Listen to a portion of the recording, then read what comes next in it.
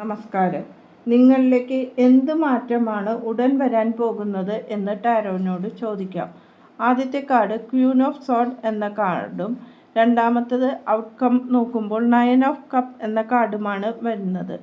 ആദ്യത്തെ കാർഡിൽ നിങ്ങൾ സ്വതന്ത്ര ചിന്തയോട് കൂടിയ ആളാണ് എന്നും പക്ഷാഭേദമില്ലാതെ കാര്യങ്ങൾ മറ്റുള്ളവർക്കും വേണ്ടി ചെയ്യുവാൻ താല്പര്യമുള്ള വ്യക്തിയാണെന്നും കാണാം.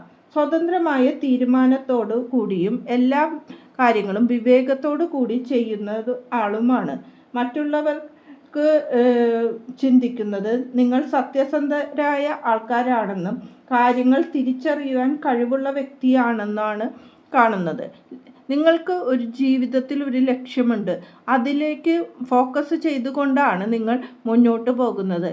അത് ജോലിയാകാം, പഠനമാകാം. ആ ലക്ഷ്യത്തിനെ കുറിച്ച് ചിന്തിച്ചു കൊണ്ടുള്ള ഒരു യാത്രയാണ് ഇവിടെ കാണുന്നത്. അത് നിങ്ങൾക്ക് എത്തുവാൻ സാധിക്കുമോ എന്ന് ചോദിച്ചാൽ ആ ആഗ്രഹത്തിന് യൂണിവേഴ്സിൽ നിന്നുകൂടി നിങ്ങൾക്ക് ഹെൽപ്പുണ്ട് എന്ന് കാണുവാൻ സാധിക്കും. ഇതൊരു വിഷ് കാർഡാണ്. ഈ ആഗ്രഹം നിങ്ങൾ ചെയ്യുന്നതോടുകൂടി ഇവിടെ കാര്യങ്ങൾ ശുഭകരമായി പര്യവസാനിക്കും എന്നും ഈ ശുഭകരമായ ഒരു സന്ദേശമാണ് ഉടൻ നിങ്ങൾക്ക് വരാനുള്ളതെന്നും കാണുവാൻ. കാര്യങ്ങൾക്ക് തടസ്സം വന്നാൽ പോലും അതിൻ്റെ പര്യവസാനം നല്ലതായി തന്നെയാണ് ഇവിടെ കാണുന്നത്. കാരണം നിങ്ങളുടെ ആഗ്രഹങ്ങൾക്ക് യൂണിവേഴ്സിൻ്റെ അനുഗ്രഹം കൂടിയുണ്ടെന്ന് കാണുന്നു. നന്ദി, നമസ്കാരം.